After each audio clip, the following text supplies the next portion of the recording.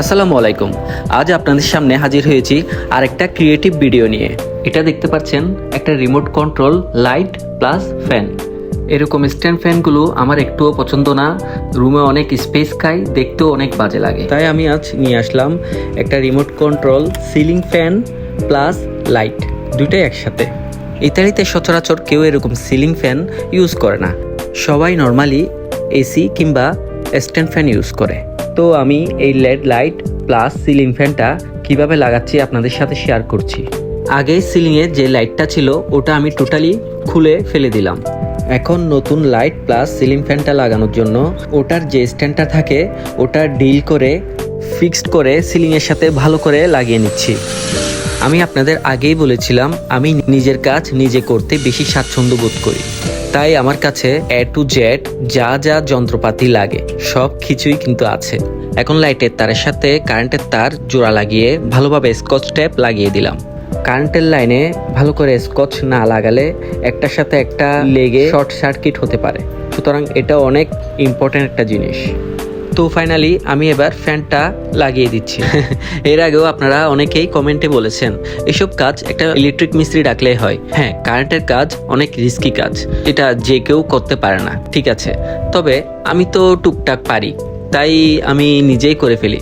এইসব টুকটাক কাজের জন্য আবার মিস্ত্রি ডাকবো? তাছাড়া আমি যখন এই ফ্যানের নিচে ঘুমাবো, এটা যে আমি লাগিয়েছি নিজে হাতে, এটা একটা প্রশান্তি আমি নিজে ফিল করি, অনুভব করি। আমি জানি না সেটা সবার ক্ষেত্রে হয় কিনা। এখন লাইটের সুইচটা দিয়ে দেখলাম জ্বলে কিনা, সব ঠিকঠাক আছে কিনা, দেখি না সব ঠিক আছে। তাই এখন ফিক্সড করে ভালোভাবে লাইটটা লাগিয়ে ফ্যানের পাখাটা লাগিয়ে দিলাম। বাহ, কি সুন্দর ফকফকা লাইট। মতি, কি বাতি লাগাইলা, আলোয় জলমল করে। আমার এই ফকফকা লাইট দেখে তো ডিপ জলের ওই গানটা মনে পড়ে গেল।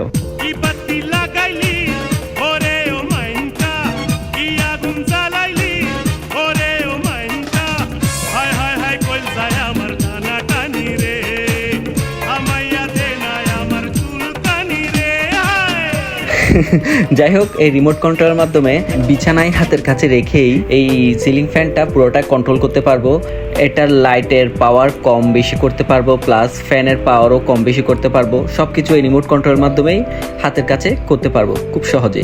এর আগে কমেন্টে যারা আমার বেডরুমের ফুল ভিডিও দেখতে চেয়েছেন তাদেরকে এই সুবাদে আমার বেডরুমটা একটু দেখিয়ে নিই। আসলে আমার ওয়াইফ আসা পর্যন্ত আমি আমার মতো করে সাজিয়ে রেখেছি, তবে ও আসলে ওর মতো করে সেটিং করে নেবে।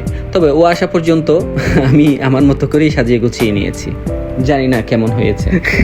যেহেতু আমি গাছপালা ফুল অনেক পছন্দ করি, সেহেতু সব জায়গায় আমার ঘরে ফুল, ক্যাকটাস এসবই দেখবেন। ও হ্যাঁ, আপনারা এই পর্দাগুলোর কথা জিজ্ঞেস করেছিলেন, এগুলো আমি কোত্থেকে কিনেছি। এগুলো আসলে আমি বাংলাদেশ থেকে বানিয়ে এনেছি। আমার রুমের নাইট ভিউটাও আপনাদের দেখিয়ে দিই। দেখুন, এটা আমার নাইট ভিউ।